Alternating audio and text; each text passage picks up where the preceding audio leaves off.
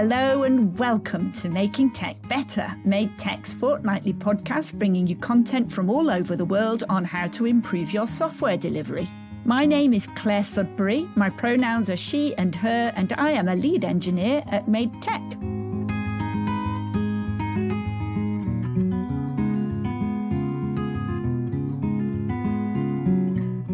On Wednesday the 1st of December 2021, I spoke to Lou Downe. Lou used to be the head of user-centred design and service standards at the Government Digital Service, otherwise known as GDS. And they're the author of Good Services, the Service Design Bible, which has already been recommended by a couple of other guests. So I was very pleased when Lou agreed to come on the show. Hello, Lou. Hello, Claire. Thank you for coming on the podcast. It's really great to see you. I'm going to start with the same question that I ask everybody. So who in this industry are you inspired by? It's a really, really good question, actually. When you sent me this question, I had a really good think about it. My answer is not going to be someone that's in the industry, unfortunately, but it is someone who has inspired me really recently, and that is Peter Tatchell. Some of you might know Peter Tatchell, some of you might not, but Peter Tatchell is a human rights campaigner, particularly for LGBT plus issues, who has been tirelessly campaigning for ultimately human rights for every person in the world for a number of years. And I recently watched the documentary about him called Hating Peter Tatchell, which if you haven't seen, you should absolutely watch. And it's a true example, I think, of dedication to making the world a better place for everyone. And yeah, I would thoroughly recommend it. Fantastic. Yeah, I mean, I first came across Peter Tatchell a long time ago when I was campaigning against Clause 28, which was like way back in the late 80s. He's just been constantly campaigning, hasn't he? Absolutely. Fantastic. Okay. So can you tell us a bit about what you do? So I run the School of Good Services, which is a very small organisation of one currently. Does that class as an organisation? I think it does. Absolutely, yes. But essentially, I help organisations to design and deliver better services and help them to overcome all of the different problems that they encounter along the way through coaching and training. So it's really based on the 15 principles of good service design that I wrote in the book Good Services. Fantastic. And we will come on to those 15 principles. But always when I talk about services, I actually ask people to define what they mean by a service, because the word gets used in lots of different contexts. And if you're not used to it, you don't necessarily know. So can you do that for us? I'm so glad that you asked that question, Claire. It's my favourite question. And I think it's so important for people who are practicing service design or interested in the field to be able to have a really clear explanation of the thing that they are designing. It's kind of vital. So for me, a service is something that helps someone to do something. And ultimately, that can be very, very simple, like buying a chocolate bar. It can be very complex and long, like helping someone to, regain health after an accident. So really, a service is something that helps someone to do something. Fantastic. Thank you. I know that you spent some time as, I've got this written down as head of user-centred design and service standards at the Government Digital Service, which generally gets shortened to GDS. And we've actually had a few people on the podcast who are ex-GDS, and it's such an iconic organisation. And how did it feel to have such an influence on the citizens' experience of government digital offerings? I suppose it felt like a huge responsibility, as it should do, because ultimately as a public servant, you are there to make sure that the most vulnerable people in society are cared for and looked after. And when your job is to manage all of the designers and all of the people working on making sure that those services come up to standard, that's a huge responsibility to take very seriously. So, yeah, I was very aware every time I went into work of the kind of responsibility I had, not just to users, but also to the huge community that we built of over 2,000 designers, user researchers and content designers across central government. 2,000? Yeah, at the time, I don't know about now, but it was certainly the biggest design team in the UK.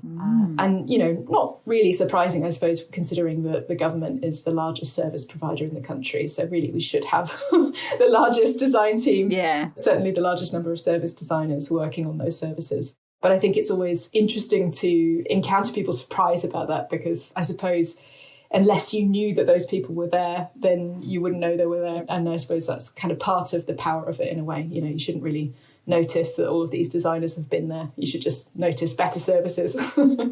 Yeah. I think there is maybe a perception, though, that if something is in the public realm, if it's something funded by government, that therefore it might be underfunded and therefore it might not be getting the same attention or investment as something in the private realm.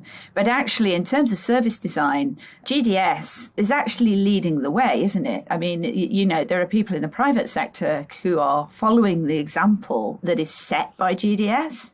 Yeah, absolutely. And I think that's for a really good reason. Ultimately, GDS and the government more widely, because, I should say that most of the designers who work in government don't work for GDS. They work for DWP and HMRC and, all of the other amazing departments that are doing really good work. Yeah. But I think part of the attraction is that ultimately you get to work on things that really matter in people's lives. And that will always attract people who want to do really good work.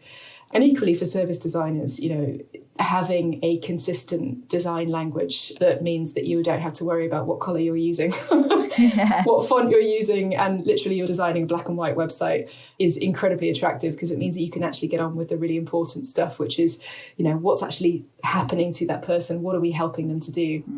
And of course, all of that work is possible through the really amazing graphic design and interaction design that's done as well. So it's a kind of product of that huge diversity of different perspectives on design and that huge diversity of skills that's still throughout government today. So yeah, it's kind of amazing to see. Yeah. Just for clarity, actually, you talked about those 2,000 people, and you also talked about the fact that GDS is just one part of it. So there are lots of organisations that make up central government like DWP.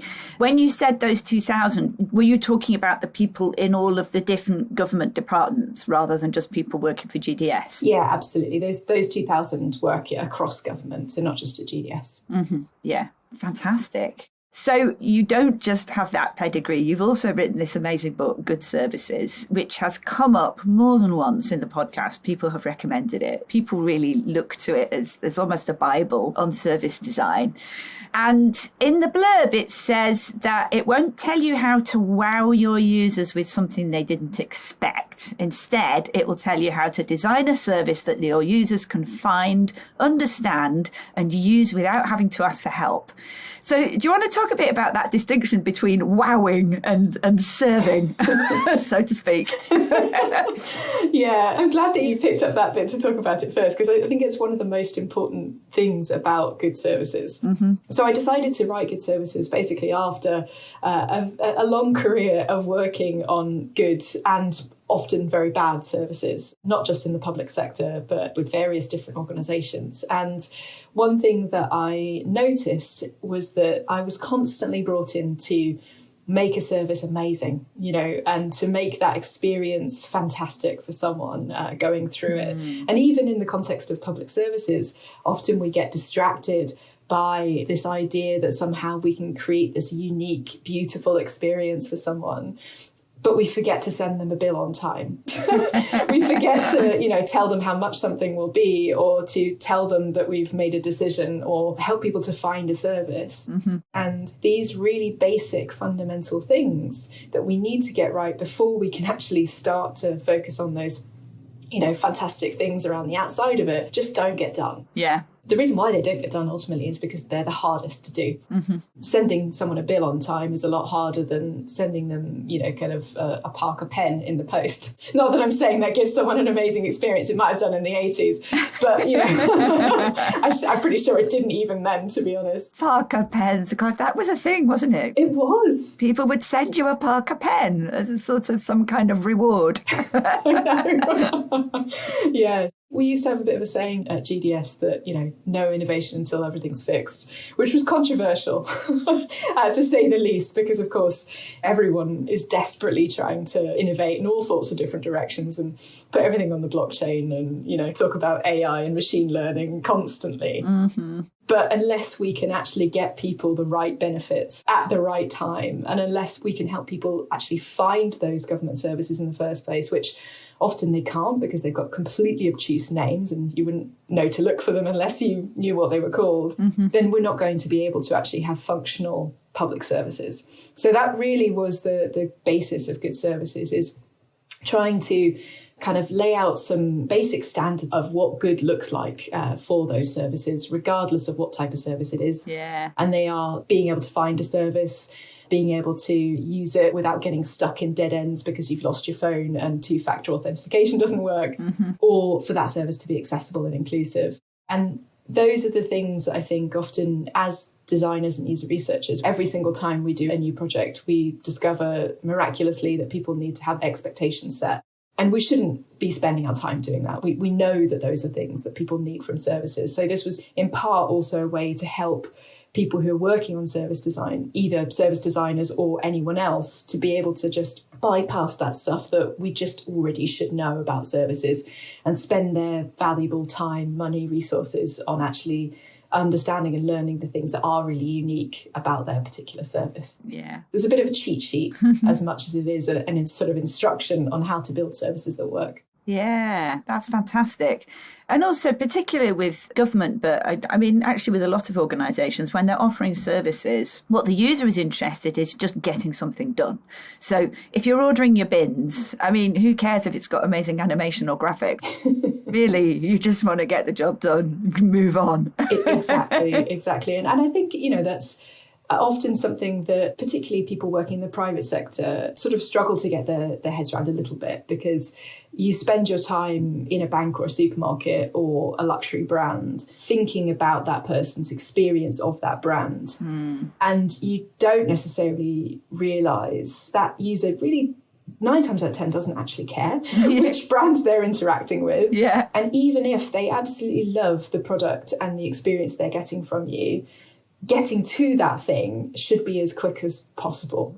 Even for services that are there for pleasure and enjoyment, are things that we should be considering ultimately as means to an end to help someone to get to a goal rather than necessarily an experience that people want to have. Yeah. And it's really noticeable as a citizen that my online experience of accessing public services has been gradually improving over the last few years. And now that I've done work with GDS, I really can see, because I've been involved in actually building sites that use the service standard. But you can tell when there's been some GDS influence that it's really simple and straightforward, and you can just do what you need to do, and you can see those improvements. And it's still happening. There are still organisations that are catching up, but you can see them appear in more and more places, and that's really satisfying. And I guess for you that must be satisfying because you've had an influence on that. Yeah, it is lovely to see. I won't lie. It's really, really nice to see services becoming more accessible and inclusive and using the design patterns and standards, particularly where you see that in a team that maybe is from a very small organisation, from local authorities, even from charities who, not a lot of people are aware of the fact that the design system is an open standard for anyone to use. Obviously, the gov.uk colours and fonts are specific to gov.uk, but all of the different prototyping toolkits, all of the different other patterns, all of the style guides in terms of, how to ask questions to users about various different things, all of those are totally accessible to anyone who needs to use them. So it's really fantastic seeing that kind of permeate through the public sector into areas where actually perhaps maybe those teams don't have the resources to hire their own designers and user researchers so that they can make their services better with little effort. So that's really lovely to see. Yeah. Okay, so your book, Good Services, defines 15 principles of good service design. And I thought that 15 is quite a lot. So I wasn't going to ask you to list all 15. Does that seem fair? That is fair. Yeah. We won't do all 15. We'll be here for a while. But do you have any favourites within the 15 or ones that you think are particularly important? It's my favourite topic. So I've been delivering training and masterclasses on these for a while now, and I can talk about the ones that actually people find the most difficult and the most important to them. So I think the first one is actually principle number 4, that a good service should help a user to achieve the outcome that they set out to do.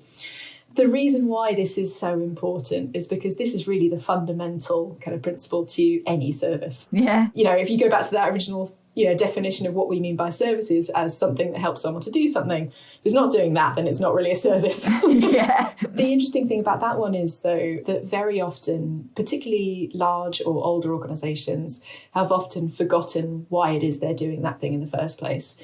And that might seem quite a strange thing to say, but over time, what happens is that we focus on how we're going to do something rather than what we're actually doing and why we're doing it. And so we know the process inside out, but we can't really remember why we're doing that particular thing. Mm-hmm. So that is always the one that we start with, actually, in the Good Services Masterclasses. It's really trying to kind of pull apart, what do we actually mean by someone actually wanting to do something? What is it they're trying to achieve? What are we here to help them with? So that's, I would say, the first one that anyone should start with. I love that, because as a consultant, actually, quite often, one of the first things that we have to establish with our clients is to help them understand what it is they're trying to achieve. And it sounds ridiculous. I mean, when you first described that principle, it seems like a no-brainer. But actually, when you ask people what it is they're trying to achieve, or why their team exists, or why their product exists, it's amazing how often people struggle to answer that question. And there's almost two parts to it. You've been doing a thing for so long, you've forgotten why you're doing it. There's that. But there's also the other thing that you said of organizations need users to do things ultimately so that the user can achieve their aim. But organizations build up their own bureaucracies and their own paperwork so that internally they need a bunch of stuff to happen. And it ends up being they're just getting the user to do their internal processes without it being at all clear to the user why. How does that get the user to where the user needs to be? And actually, can you change that journey so that it's clearer to the user? Because often when you do that, it actually makes the journey simpler and more effective anyway. Yeah. And it's really hard to do, because most of our jobs are spent focusing on how we do things and improving the how rather than going back to the why. And if you focus so much on how you're doing something, you forget that actually over time, perhaps maybe the how needs to change. Mm-hmm. And maybe, helping people back into work could be done more effectively through another means, or perhaps maybe helping people to stop smoking, or whatever it is you're trying to do, that there might be other ways of doing that thing. And going back to that concept of innovation, that really is a thing that stifles people from innovating the most, is the forgetting why we're doing what we're doing. Yeah. Okay, so that's your first principle. Well, what's your next favourite or most important? So the next one is actually being able to find a service. So principle number one, a good service should be easy to find. Yeah. And that is really connected actually to that principle about being able to help a user to achieve an outcome. Because unless you understand what someone's actually trying to do, you're not going to be able to understand what they're searching for and what they're looking for. And you're going to end up calling your service Form V111, the My Portal, the iHub. And those names are essentially nouns, not verbs. So we know the name of them and it's great. We can shorten them to acronyms that we can be really quick about, writing in emails. And that's very good for us. But it's completely useless for our users because they don't know what those things are called. So I always like to think about where your service should start and the name of your service almost being a bit of a spectrum between the kind of verb of the thing that you want to do. So, for example, I'm converting a barn and I want to turn that into housing, and the thing that an organisation needs to do. So to give you a barn-shaped example, if I was converting a barn in the countryside, I don't have a barn to convert, by the way, but I do watch a lot of Grand Design, so you can see why I use this example. Okay, yeah, me too. So, I'm converting a barn. That barn is full of, mice and rats and bats and various other bits of lovely wildlife that have moved in and made it their home. Mm-hmm. Now, for the mice and rats, I probably go, okay, I can probably move these on myself. I can put in place humane traps and put them in the woods or whatever I need to do. But for the bats, I'm probably going to look at them and go, oh my God, how do I relocate a bat? What is involved in bat relocation? And can I do it legally on my own? Yeah. So the service for me in that instance is probably going to be someone sitting down at Google going, how do I move bats legally or move bats? Yeah. So that for me is where the service starts. Mm-hmm. But if we look at this service actually in the way that it's provided, again, this is a government service, it's actually called the wildlife mitigation license that you need in order to be able to actually move bats legally. Okay. And that I think is the challenge that we've got. It's ultimately the thing I need to do, which is converting a barn, the thing the organisation thinks about providing, which is a wildlife mitigation licence. And somewhere in the middle is this kind of sweet spot of the service that I think exists as a service that someone might be able to help me with. Mm-hmm.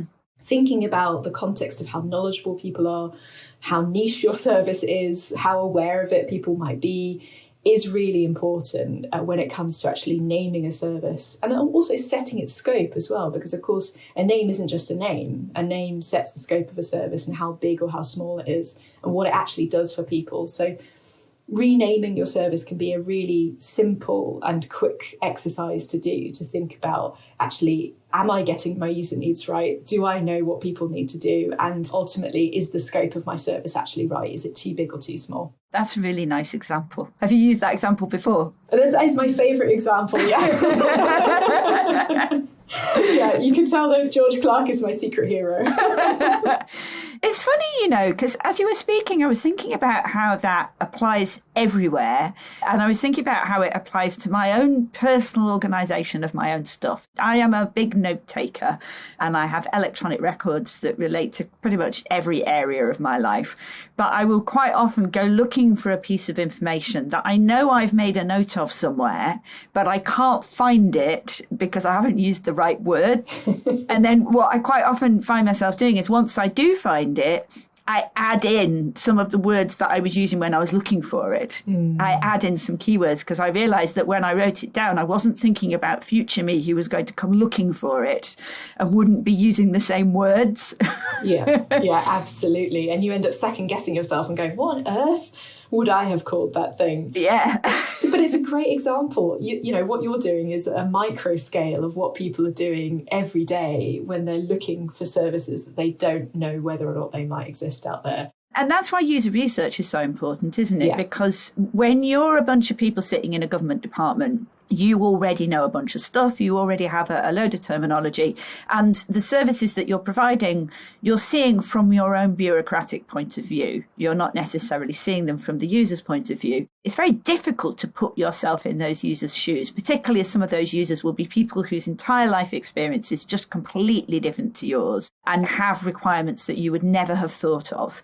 So that's why going out and trying to find those users and trying to find a diverse range of them as possible and ask them what it is that they're trying to do is so important. And something that I've noticed, which is, I think it's part of this natural human drive towards tribalism, the idea of the in-group and the out-group. When you discover that your users were trying to access your service using terms you hadn't thought of and they didn't know how to find it, it can be very tempting to judge them and go, oh, silly users. You know, the whole idea of the PEDCAC problem exists between share and keyboard, you know, the kind of the shorthand that we all end up having to describe our stupid users.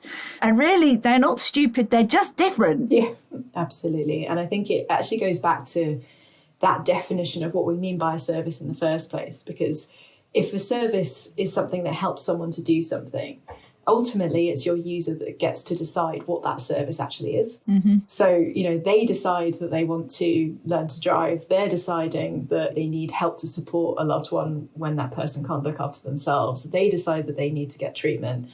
And so the scope and the definition and the naming of those services is something that we don't get actually to decide. They do. Yeah. And they have to, at the moment, stitch together all sorts of other pieces to create that service. But that still is a service in that person's mind. Just because we don't provide that entire service of learning to drive or buying a house or whatever that thing is, doesn't mean we're not in some way responsible for helping that person to reach that goal. And actually, the provision of services is a collective act that we're all part of. That we're there to help that user to reach that end goal, regardless of which organisation or which team is involved in doing that.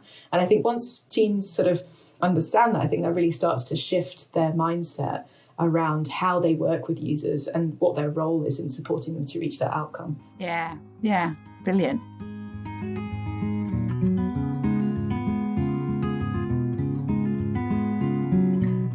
While I've got your attention, let me tell you a bit about Made Tech. After 21 years in the industry, I'm quite choosy about who I'll work for.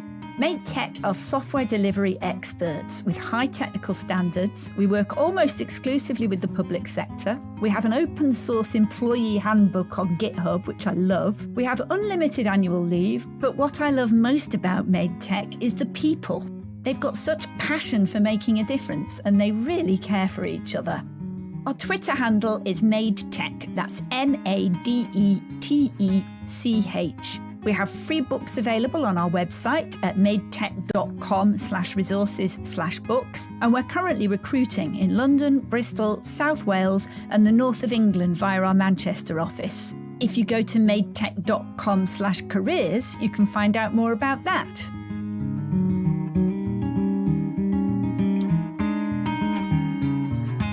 Before the break, we were talking about making services easy to find and how in order to do that, you have to see things from your user's point of view.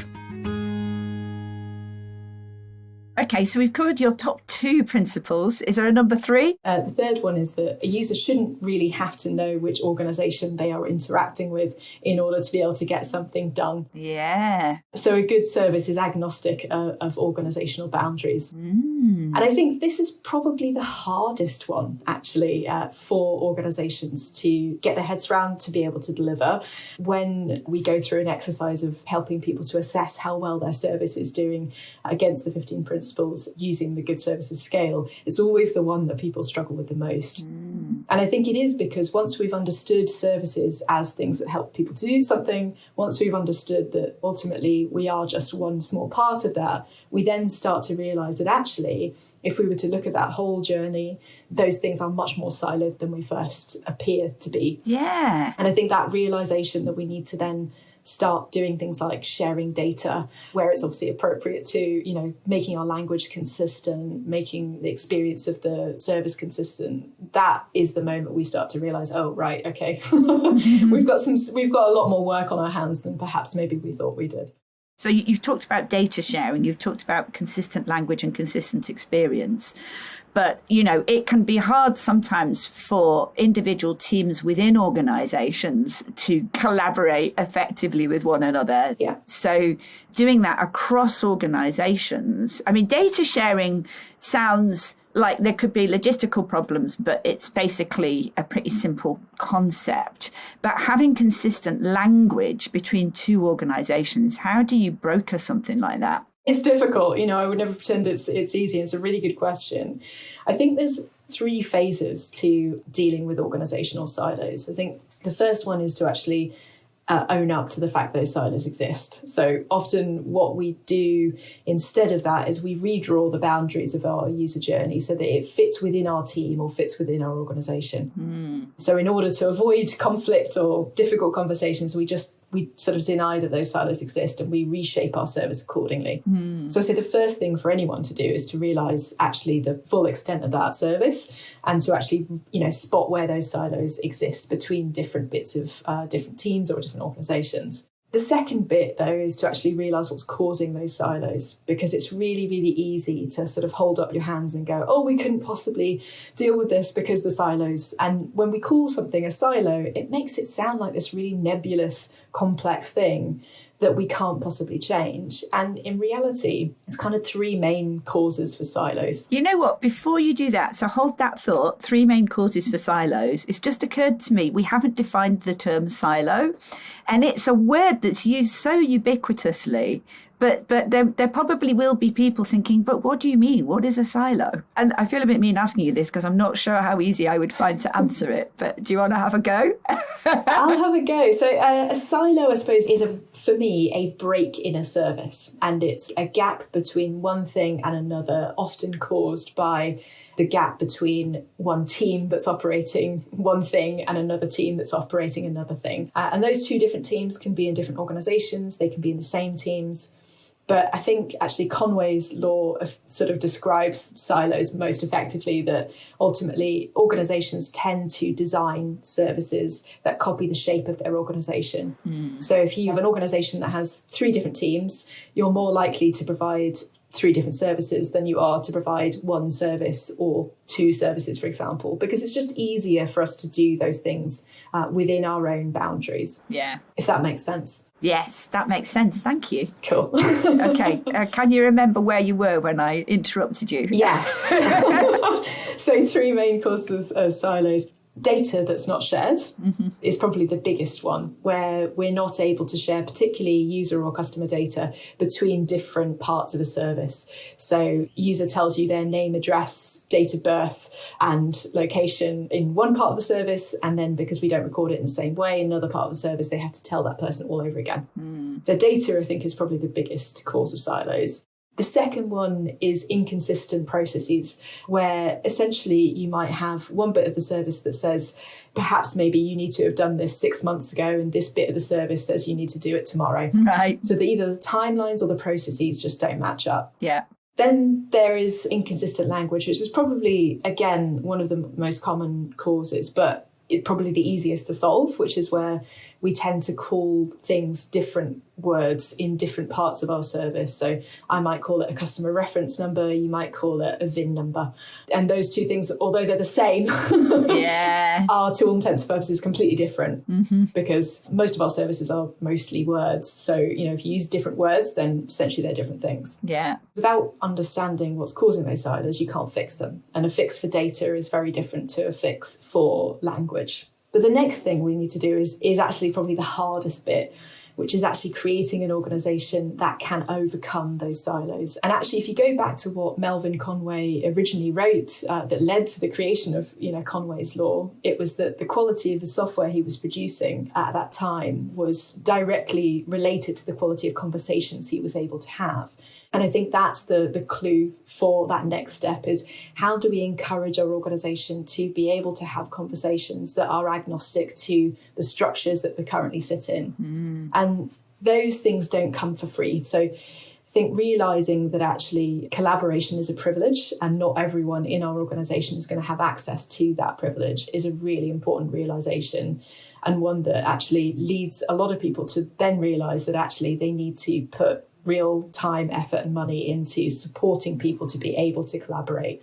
And I think that was certainly something that I learned at GDS. We had a program called Service Communities, which is still running, and essentially are large groups of people coming together across different government organisations to work on services like Start a Business or Come to the UK and Stay.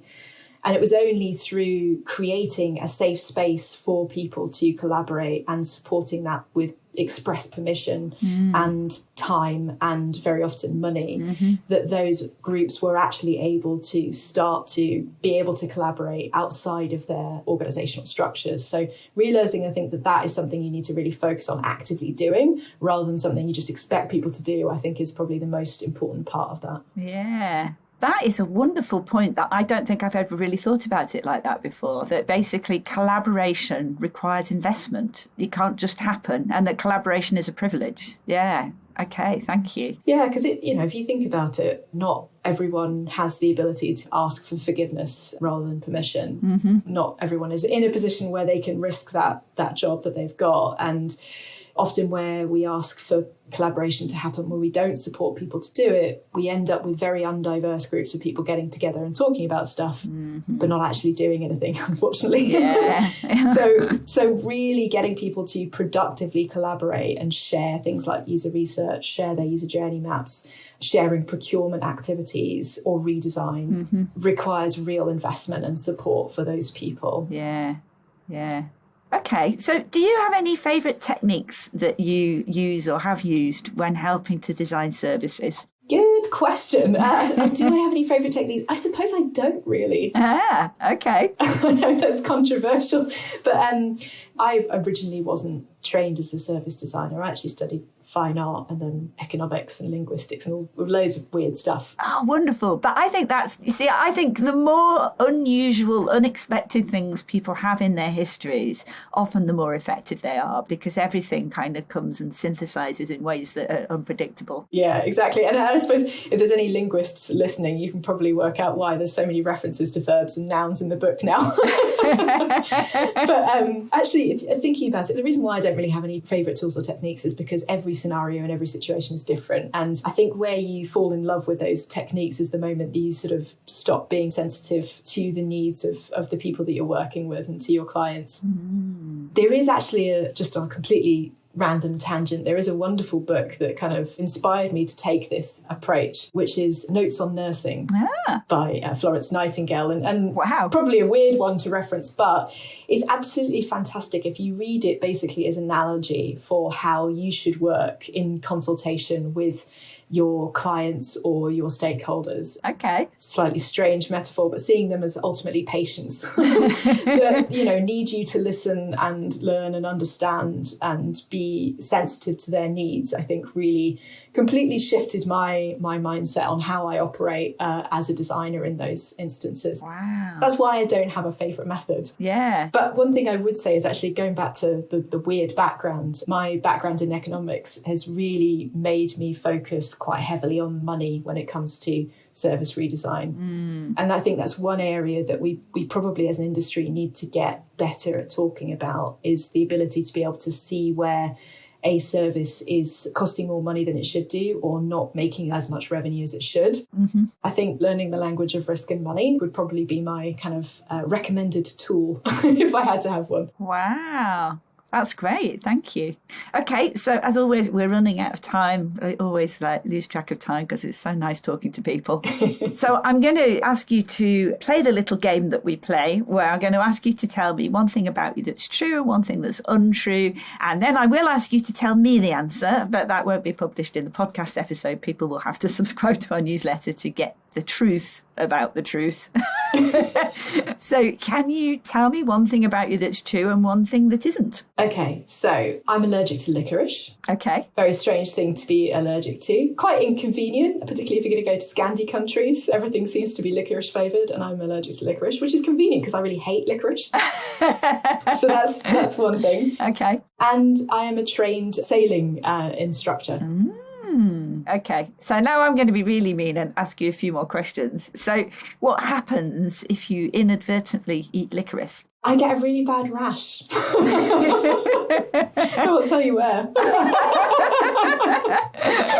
Okay, and how long have you been a sailing instructor? So I have been sailing for about 2 years, and I learned to sail basically because I realised that I absolutely love the sea, slightly petrified of it. No one in my family sails. It seems to be only something that mostly very posh people do, so it was a very weird thing for me to learn how to do. Mostly it's also people in their sort of 60s and 70s who tend to do it as well, so I was probably the youngest person by about 40 years learning how to sail. Wow, okay. So I have recently realised that I always ask people the next two questions in a particular order. So I'm going to ask you whether you have anything coming up that you'd like to plug, and I'm also going to ask you what's the best thing that's happened to you in the last month or so. But given that the best thing question is deliberately put at the end because I want to end on a high, I think it should go at the very end. So I'm going to start by asking you where people can find you. Do you have anything coming up that you'd like to plug?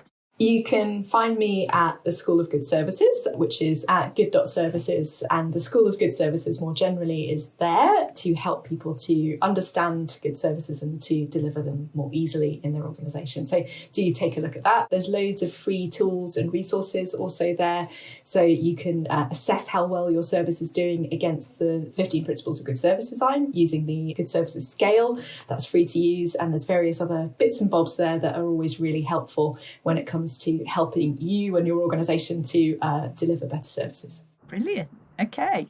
So the very last question, what is the best thing that's happened to you in the last month or so? It doesn't have to be work related, but it can be if you want.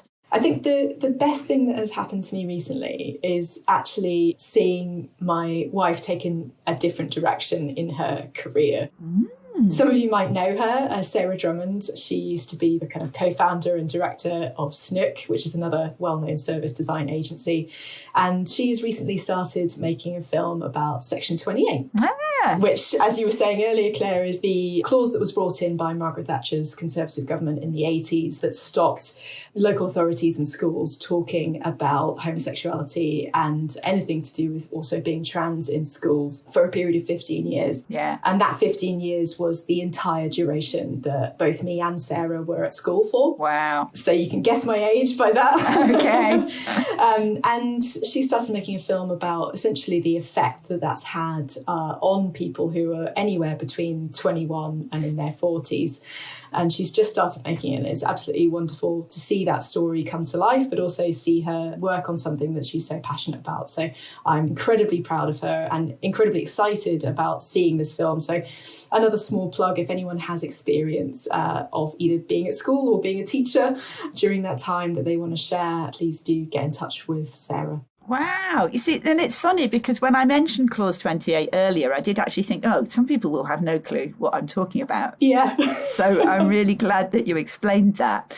And it was a clause and then it was a section, and that was just legal stuff. That was because it was an act or a bill or whatever. I mean, to be perfectly honest, I lose track of these things, but it sometimes gets called Clause 28 and sometimes gets called Section 28. A couple of years ago, more than a couple of years ago, I was at a reunion in Manchester for people who were at the big demos. So there was like this giant demo against Clause 28 in Manchester. And Manchester kind of led the way because Manchester had a really big gay scene. So a lot of the kind of campaigning against Clause 28 was almost centred in Manchester rather than London, which is unusual. And we had this giant demo, and there are lots of kind of famous iconic photos of all the people filling Albert Square in Manchester. And I was involved in a very small way in organising the demo and generally the campaign. But there was a reunion on the anniversary of the demo. So whenever that was, we all got together again. And it was just fascinating seeing all those people again. And, you know, I was about 19, I think, when we were campaigning in 1988. And it was so funny seeing each other again. Some of us, we hadn't seen each other in the intervening period. But I think there's something when you're involved in a political campaign, you're involved in kind of fighting injustice.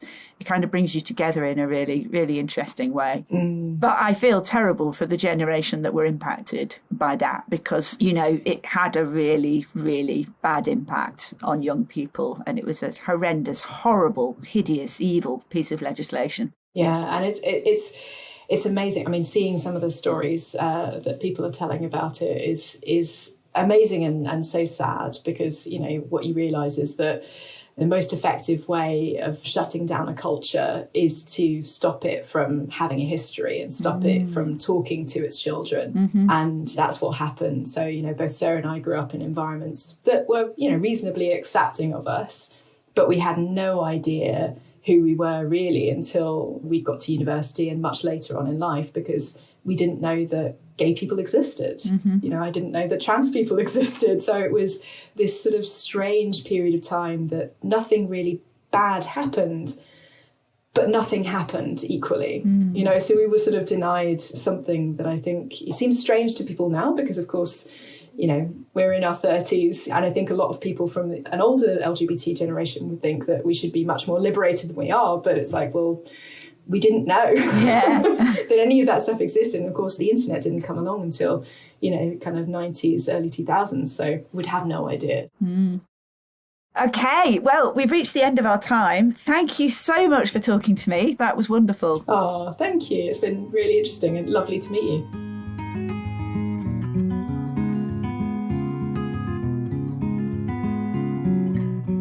As always, to help you digest what you've just heard, I'm going to attempt to summarise it.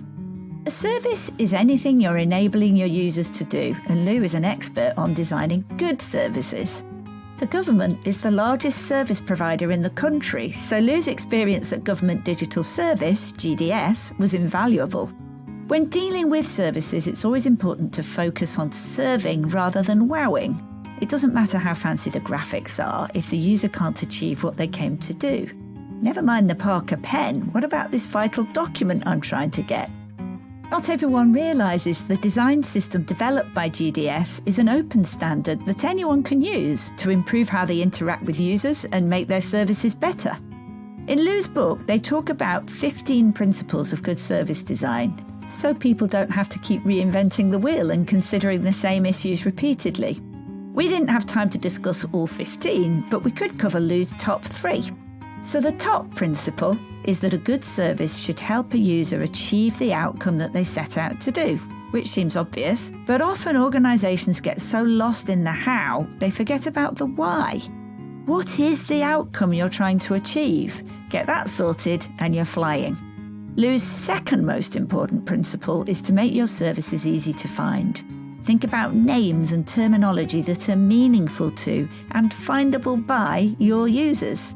Remember, their experience and perspective are likely quite different to your own internal staff. Focus on verbs rather than nouns. And Lou's third most important principle for designing good services is that the user shouldn't need to know which organisation they're interacting with in order to get something done. This is probably the hardest one because it means you have to collaborate across organisational boundaries. There are 3 causes of silos, and these are data, processes, and language that are not shared. So, in order to collaborate across organisational boundaries, share your data, try to find common ways of doing things, and use common language. This means creating organisations that are capable of overcoming those silos. As Melvin Conway said, the quality of the software you produce will be directly related to the quality of the conversations you're able to have. Collaboration is a privilege. Invest in it. Support people to do it. And finally, don't be afraid to focus on cost. Learn the language of risk and money. Okay, stick around for extra content.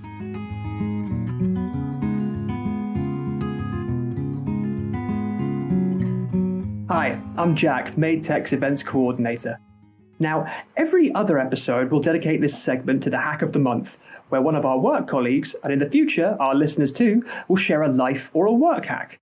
Today's hack comes from our Head of Marketing, Laura Palaga, on achieving your goals by setting targets. Laura, do you want to tell us a little bit more about that? I find that setting a goal can really help you if you want to achieve something.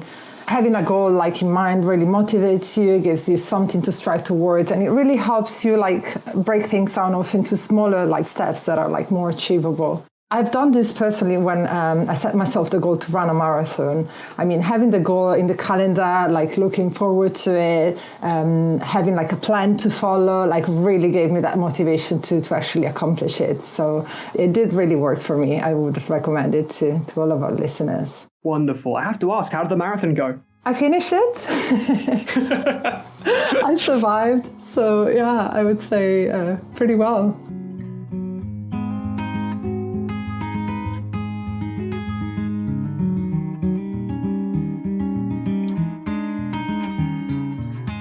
Hello. Working in the public sector means that at MadeTech we really care about making a difference. So, for this final Making Life Better segment, myself and my colleagues will be sharing small pieces of advice to make the world a better place. Today's advice comes from Owen Piggott, one of our senior engineers who has some advice on better team cultures, taking time to talk about non-work stuff. So, Owen, do you want to tell us a little bit more about why that's important? So I think it's probably easier to make your life better and your work better if you know the people around you. It makes everything from just basic teamwork better to being able to discuss slightly hotter topics or be able to have healthy debates. If you know people better, I think it's easier to avoid disagreements that might come out of the unknown. Awesome. I find it makes such a difference because especially when we're working at a distance like this, you have to have that little reminder that we're actually speaking to real people. And it's nice to remind yourself of that, yeah. Yes, I think it's most prominent when you only spoke to people via text as well, which can happen these days when we're all remote. So when you're only speaking over Slack or Teams or whatever you're using, if you've only interacted in that way, it's sort of very easy for somebody to become very distant and to get the wrong end of the stick when you're discussing things. And the closer you can get to sort of real interaction, I think the better it is to avoid that sort of thing. Absolutely. I'm king of the overthinkers. Any message from, do you have a moment for a chat, to, do you have a moment for a chat? So actually meeting that person gives that fun bit of perspective. That's absolutely brilliant, Owen. Thank you so much for your time today and have a good one. Thank you.